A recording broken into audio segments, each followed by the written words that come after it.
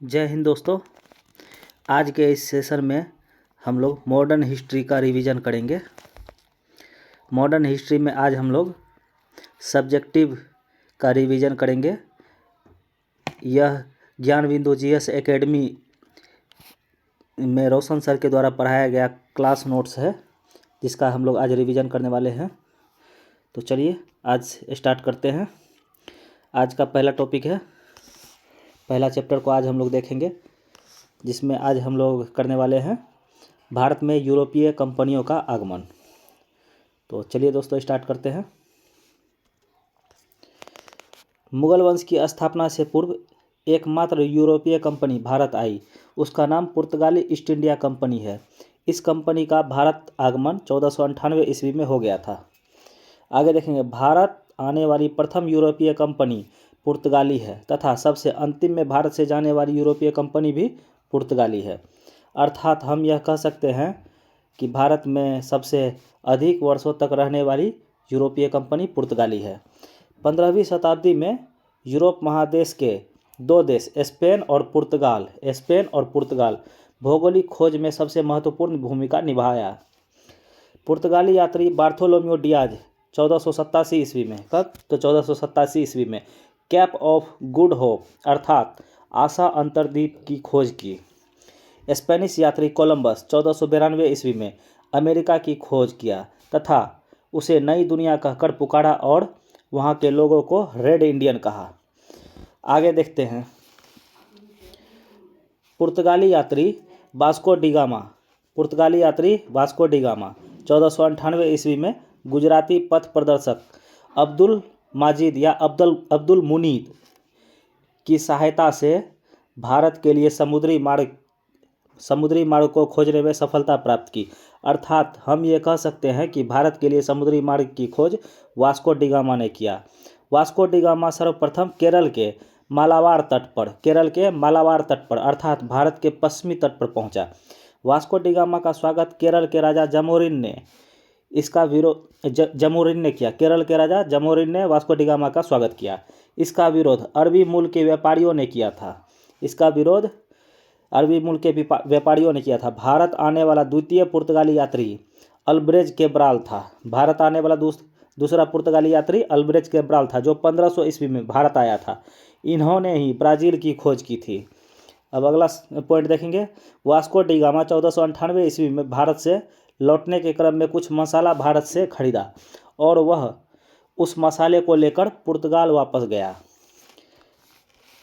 Vasco da Gama पुर्तगाली बाजार में जब मसाला को बेचा तो उसे 60 गुना अधिक मुनाफा प्राप्त हुआ, जिस कारण पुर्तगालियों ने लक्ष्य बनाया कि भारत के साथ मसालों का व्यापार किया जाए। पुर्तगाली व्यापार पर नियंत्रण स्थापित करने को लेकर 1505 ईस्वी में पुर्तगाली गवर्नर या वायसराय का पद लाया गया। प्रथम पुर्तगाली वायसराय 1505 ईस्वी में फ्रांसिस्को डी अल्मोड़ा बना, जो 1509 ईस्वी तक इस पद पर रहा। अल्मोड़ा ने समुद्र पर कब्जा करने को लेकर एक नीति चलाया, जिसे नीला जल की नीति कहा जाता है। इस नीति के तहत पुर्तगालियों ने समुद्र पर कब्जा कर लिया, जिस कारण पुर्तगालियों को समुद्र का स्वामी कहा जाता है। नीला जल की नीति का अंत अल्बुकर्क ने कर दिया। नीला जल की नीति का अंत अल्बुकर्क ने किया, यानी ब्लू वाटर पॉलिसी का अंत किया था अल्बुकर्क ने। आगे देखते हैं, पुर्तगालियों का मुगलों के साथ संबंध स्थापित अकबर के समय में हुआ। पुर्तगालियों का मुगलों के साथ संबंध अकबर के समय में स्थापित हुआ था। भारत में काटेज व्यवस्था की शुरुआत पुर्तगालियों ने की थी। काटेज यानी कि एक अधिकार पत्र होता था, अधिकार पत्र नहीं कहा जाए तो आदेश पत्र के तहत पुर्तगालियों के द्वारा हिंद महासागर पर अपना अधिकार कर लिया गया था और हिंद महासागर से जो भी व्यापार करते थे उसे पुर्तगालियों से काटेज खरीदना पड़ता था। तो आगे देखते हैं, मुगल बादशाह अकबर ने पुर्तगालियों से अरब सागर में व्यापार करने को लेकर काटेज खरीदा था। चोल का युद्ध 1508 ईस्वी में हुआ था। वहीं एवं दीव का युद्ध भी 1509 ईस्वी में हुआ था। चोल का युद्ध और दीव का युद्ध याद रखेंगे। 1508 में चोल का युद्ध और 1509 में दीव का युद्ध। आगे दूसरा पॉइंट देखते हैं। दूसरा पुर्तगाली गवर्नर बनकर 1509 ईस्वी में अल्फांसो डी अल्बुकर आया, जो 1515 ईस्वी तक इस पद पर रहा। अल्बुकर को भारत में पुर्तगाली साम्राज्य का वास्तविक संस्थापक माना जाता है। अल्बुकर ने 1510 ईस्वी में बीजापुर के सुल्तान यूसुफ आदिल शाह से गोवा छीन लिया।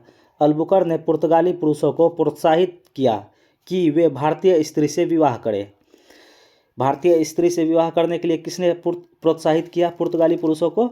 तो वह अल्बुकर था। अगला पॉइंट देखेंगे। अल्बुकर को राजा राम मोहन राय की पूर्वगामी कहा जाता है। अल्बुकर को राजा राम मोहन राय का पूर्वगामी कहा जाता है क्योंकि अल्बुकर ने पुर्तगालियों द्वारा शासित भारतीय क्षेत्र में सती प्रथा का अंत कर दिया था।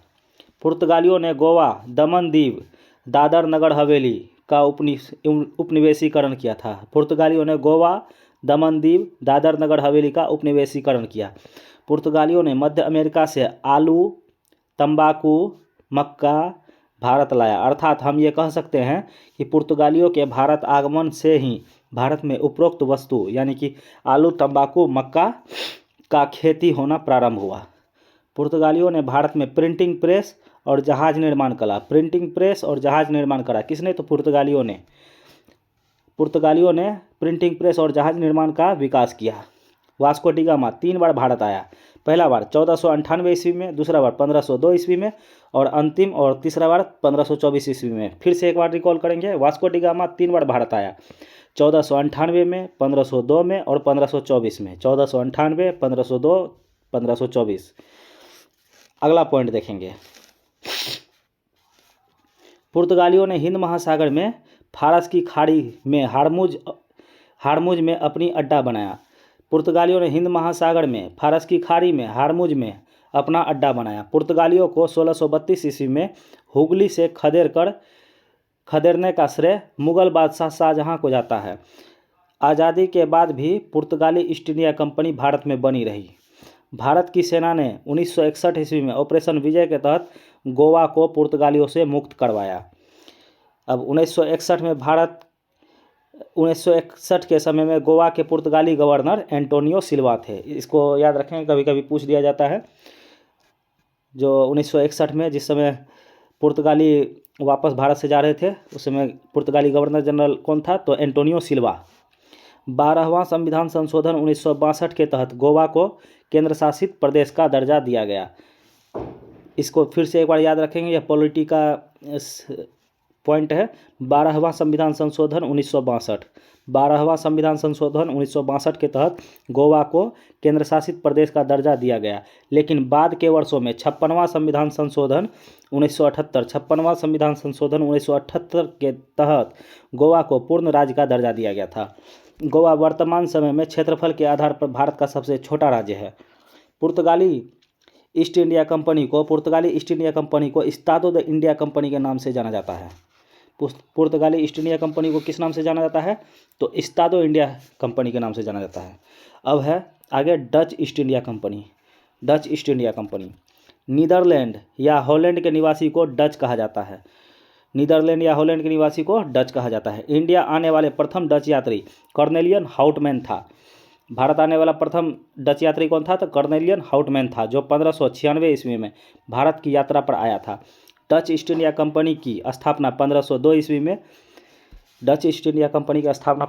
ईस्वी में हुई।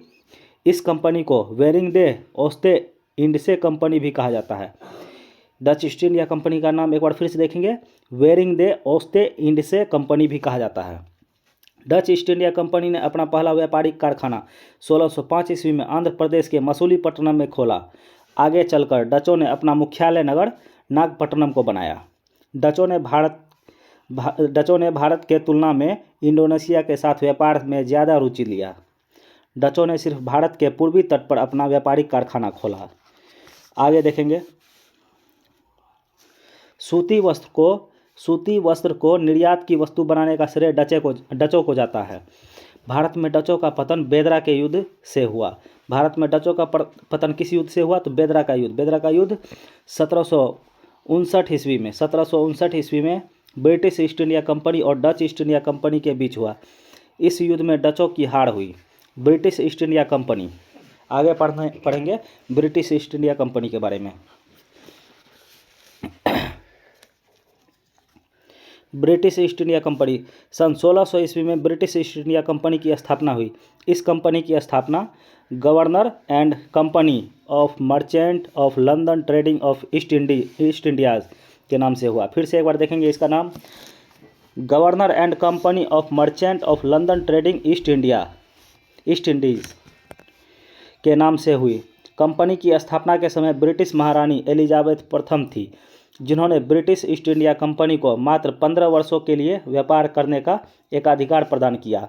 लेकिन 1609 ईस्वी में ब्रिटिश के सम्राट जेम्स प्रथम ने कंपनी को अनिश्चित काल के लिए व्यापार करने का एकाधिकार प्रदान किया। ब्रिटिश ईस्ट इंडिया कंपनी की स्थापना के समय मुगल बादशाह अकबर हुआ करते थे। वहीं कंपनी जहांगीर के समय से भारत में व्यापार करना शुरू किया। ब्रिटिश कंपनी और मुगलों के बीच संघर्ष का शुरुआत मुगल बादशाह औरंगजेब के समय से हुई। आगे देखेंगे, भारत में ब्रिटिश ईस्ट इंडिया कंपनी से पहले व्यापार करने का अधिकार लिवेंट कंपनी को प्राप्त हुआ था। फिर से एक बार देखेंगे, भारत में ब्रिटिश ईस्ट इंडिया कंपनी से पहले व्यापार करने का एक अधिकार लिवेंट कंपनी को प्राप्त हुआ था। इस कंपनी को स्थल मार्ग से 1592-93 ईस्वी में इस कंपनी को स्थल मार्ग से 1592-93 ईस्वी में व्यापार करने का अधिकार प्राप्त किया गया था। सभी यूरोपीय कंपनी में सबसे सफल यूरोपीय company British east India company हुई, क्योंकि यह एक प्राइवेट कंपनी था। इस कंपनी में कुल 217 साझेदार थे। इस कंपनी का प्रथम गवर्नर थॉमस स्मिथ बने थे। भारत आने वाले प्रथम अंग्रेजी रॉल्फ फिंच था। इंग्लैंड के सम्राट जेम्स प्रथम राजदूत बनकर कैप्टन हॉकिंस मुगल बादशाह जहांगीर के आगरा दरबार में 1609 ईस्वी में उपस्थित हुए। आगे है, हॉकिंस ने जहांगीर से फारसी भाषा में बात की, क्योंकि मुगलों की राजकीय भाषा फारसी हुआ करती थी। इससे जहांगीर खुश हुआ और कैप्टन हॉकिंस को इंग्लिश खान की उपाधि प्रदान किया।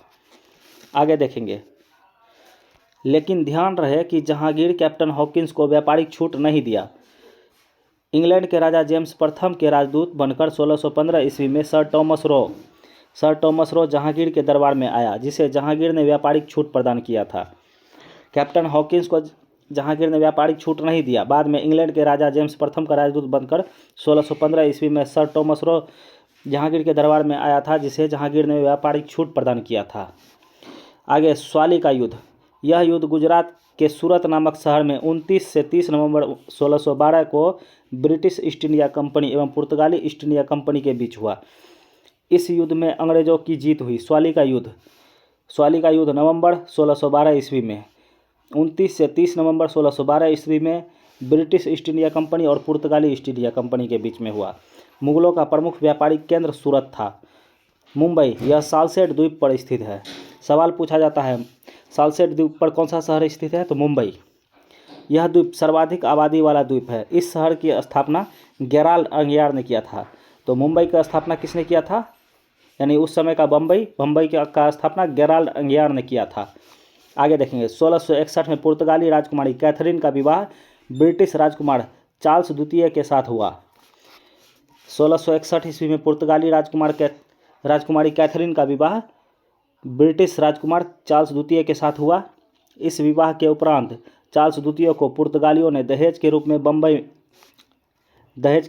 को दे दिया, जिसे चार्ल्स द्वितीय ने 1665 ईस्वी में 10 पाउंड वार्षिक किराए पर ब्रिटिश कंपनी को सौंप दिया। अब देखिए, भारत का एक स्थान जो कि दहेज में जो है वो लोग आपस में बांट के इधर से उधर कर रहा था। इतना तो उत्पाद मचा के रखे थे वो अंग्रेज लोग। अब आगे देखते हैं, चलिए। कलकत्ता, बंगाल के सूबेदार अजीम उस शान ने 1690 के दशक में मात्र 1200 रुपया वार्षिक किराया पर 3 गांव सूतानाती, कालीकता, गोविंदपुर इसको जो है आगे देखेंगे। अंग्रेज़ों को दिया। सूतानाती, कालीकता और गोविंदपुर को अंग्रेज़ों को दिया। जॉब चर्नॉक नामक अंग्रेज ने इन तीनों गांवों को मिलाकर, कौन कौन सा गांव, सूतानाती, कालीकता और गोविंदपुर को मिलाकर कलकत्ता नामक शहर को स्थापित किया। तो कलकत्ता नामक शहर की स्थापना किसने की? तो जॉब चर्नॉक ने। यह शहर अंग्रेजों का प्रथम प्रेसिडेंसी नगर बना। ब्रिटिश काल में 1774 ईस्वी से लेकर 1911 ईस्वी तक भारत की राजधानी कलकत्ता बनी रही। 1911 ईस्वी में तृतीय दिल्ली दरबार का आयोजन हुआ, जिसमें यह घोषणा किया गया कि भारत की राजधानी कलकत्ता के जगह दिल्ली को बनाया जाएगा। इस घोषणा के तहत 1 अप्रैल 1912 ईस्वी को भारत की राजधानी दिल्ली बनी। तब से लेकर आज तक भारत की राजधानी दिल्ली ही बनी रही। प्रथम दिल्ली दरबार का आयोजन 1877 ईस्वी में तथा द्वितीय दिल्ली दरबार का आयोजन 1903 ईस्वी में हुआ। आगे देख रहे हैं। पहले अगला पॉइंट है, 18वीं सदी में बंगाल इतना समृद्ध था कि उसे भारत का स्वर्ग कहा जाने लगा था। अब मद्रास के बारे में देखेंगे। इस शहर को आज चेन्नई के नाम से जाना जाता है। इस शहर के संस्थापक फ्रांसिस डे ने चंद्रगिरी के राजा से 1639 ईस्वी में मद्रास को किराए पर लिया और फिर व्यापार करना शुरू किया। अंग्रेज़ों ने मद्रास में जो किला स्थापित किया उसे फोर्ट सेंट जॉर्ज कहा गया। अब व्यापारिक छूट और व्यापारिक कारखाना। अंग्रेज के लिए 1632 ईस्वी में गोलकुंडा के सुल्तान ने अब्दुल्लाह कुतुब शाह से सुनहला फरमान यानी गोल्डन फरमान जारी किया। इस फरमान के तहत अंग्रेज़ों को दक्षिण भारत में व्यापक स्तर पर व्यापार करने का छूट प्राप्त हुआ। मुगल बादशाह फर्रुखसियर ने 1717 ईस्वी में व्यापक स्तर पर अंग्रेज़ों को व्यापारिक छूट प्रदान किया, जिसे मैग्ना कार्टा कहा जाता है।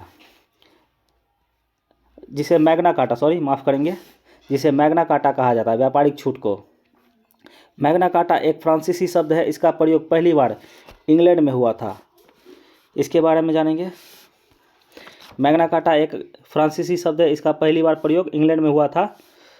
जॉन सुरमन नामक ब्रिटिश अधिकारी के नेतृत्व में एक अंग्रेजी शिष्टमंडल व्यापारिक छूट लेने को लेकर मुगल बादशाह फर्रुखसियर के दरबार में उपस्थित हुआ। अंग्रेज ने अपना पहला व्यापारिक कारखाना 1608 ईस्वी में गुजरात के सूरत में खोला, जिसे मुगलों ने मान्यता देने से इनकार कर दिया। तो पहला व्यापारिक कारखाना अंग्रेज़ों के द्वारा 1608 ईस्वी में सूरत में खोला, जिसको मान्यता नहीं मिली।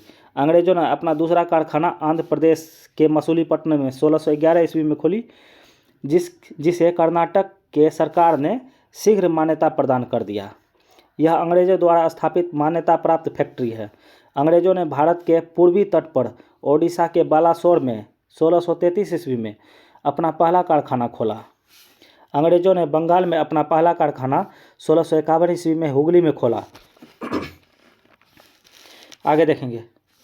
अंग्रेज़ों ने सर्वप्रथम 1620 ईस्वी में बिहार के पटना के आलमगंज में व्यापारिक कोठी खोलने का प्रयास किया। अंग्रेज़ों ने मुगल बादशाह शाहजहां के समय पटना में व्यापारिक कोठी खोली। अब आगे देखेंगे। फ्रांसीसी ईस्ट इंडिया कंपनी। यह एक पूर्णतः सरकारी कंपनी थी। इस कंपनी पर पूर्णतः फ्रांसीसी सरकार का नियंत्रण था। फ्रांस के सम्राट लुईस 14वां के समय उसके मंत्री कोलबर्ट के प्रयास से 1664 ईस्वी में फ्रांसीसी ईस्ट इंडिया कंपनी की स्थापना हुई। फ्रांसीसी ईस्ट इंडिया कंपनी ने अपना पहला व्यापारिक कारखाना 1668 में सूरत में खोला। 1669 में दूसरा व्यापारिक कारखाना मसूलीपट्टनम में खोला। फ्रांसीसियों ने अपना मुख्यालय नगर पांडिचेरी या पुदुचेरी को बनाया। इस शहर की नींव फ्रांसिस मार्टिन ने रखा। पांडिचेरी या पुदुचेरी शहर का नींव फ्रांसिस मार्टिन ने रखा। फ्रांसीसी गवर्नर डुप्ले को भारत में सहायक संधि का जन्मदाता माना जाता है। तो सवाल आता है कि सहायक संधि का जन्मदाता कौन है? तो फ्रांसीसी गवर्नर डुप्ले था। उन्होंने ही सर्वप्रथम भारतीय राजाओं के भू क्षेत्र में हस्तक्षेप करना शुरू किया। फ्रांसीसी ईस्ट इंडिया कंपनी और ब्रिटिश ईस्ट इंडिया कंपनी के बीच जो युद्ध हुआ उसे इतिहास में कर्नाटक का युद्ध कहा जाता है। प्रथम कर्नाटक का युद्ध, यह युद्ध 1746 ईस्वी में, प्रथम कर्नाटक का युद्ध 1746 से 1748 के बीच हुआ। यह युद्ध ऑस्ट्रिया के उत्तराधिकारी युद्ध से प्रभावित है। ऑस्ट्रिया के उत्तराधिकारी युद्ध की समाप्ति एलासापल के संधि के तहत हुआ। इस संधि के तहत ही प्रथम कर्नाटक युद्ध की भी समाप्ति हुई। अंग्रेज गवर्नर बर्नौट एवं फ्रांसीसी जहाज पर कब्जा कर लिया। अंग्रेज गवर्नर बर्नौट ने फ्रांसीसी जहाज पर कब्जा कर लिया। यही घटना प्रथम कर्नाटक युद्ध का तात्कालिक कारण बना। प्रथम कर्नाटक युद्ध को सेंट थॉमे के युद्ध के नाम से भी जाना जाता है 1748 में। द्वितीय कर्नाटक युद्ध 1749 से 54 के बीच हुआ। 1749 से 54 के बीच होने वाला युद्ध था। इस युद्ध का संबंध हैदराबाद और कर्नाटक के उत्तराधिकारी युद्ध से रहा। इस युद्ध की समाप्ति 1754 ईस्वी में पांडिचेरी के संधि के तहत हुआ। अब द्वितीय कर्नाटक युद्ध के बारे में, युद्ध के दौरान 1749 ईस्वी में अंबूर का युद्ध हुआ। द्वितीय कर्नाटक युद्ध के दौरान 1749 में अंबूर का युद्ध हुआ। तृतीय कर्नाटक युद्ध, यह युद्ध 1756 से 63 के बीच हुआ। तृतीय कर्नाटक युद्ध 1756 से 1763 ईस्वी के बीच हुआ। यह युद्ध यूरोप महादेश में होने वाले सप्तवर्षीय युद्ध से प्रभावित था। सप्तवर्षीय युद्ध ब्रिटिश और फ्रांस के बीच हुआ। सप्तवर्षीय युद्ध ब्रिटिश और फ्रांस के बीच 1756 से 63 के बीच हुआ। इस सप्तवर्षीय युद्ध की समाप्ति 1763 ईस्वी में पेरिस की संधि के तहत हुआ। तृतीय कर्नाटक युद्ध की समाप्ति 1763 ईस्वी में पेरिस की संधि के तहत हुआ। इसी पेरिस के संधि के तहत तृतीय कर्नाटक युद्ध का भी समाप्ति हुआ। वांडीवास का युद्ध, यह युद्ध 22 जनवरी 1760 को, वांडीवास का युद्ध 22 जनवरी 1760 ईस्वी को, यह युद्ध ब्रिटिश ईस्ट इंडिया कंपनी और फ्रांसीसी ईस्ट इंडिया कंपनी के बीच हुआ। वांडीवास का युद्ध किसके किसके बीच हुआ? तो ब्रिटिश ईस्ट इंडिया कंपनी और फ्रांसीसी ईस्ट इंडिया कंपनी के बीच हुआ। इस युद्ध में ब्रिटिश के तरफ से नेतृत्व सर आयरक्रूट ने किया था। ब्रिटेन के तरफ से सर आयरक्रूट ने किया था, तो वहीं फ्रांसीसियों के तरफ से नेतृत्व काउंट लाली ने किया। इस युद्ध में ब्रिटिश की जीत हुई। इस युद्ध से ही भारत में फ्रांसीसी ईस्ट इंडिया कंपनी का पतन हुआ माना जाता है।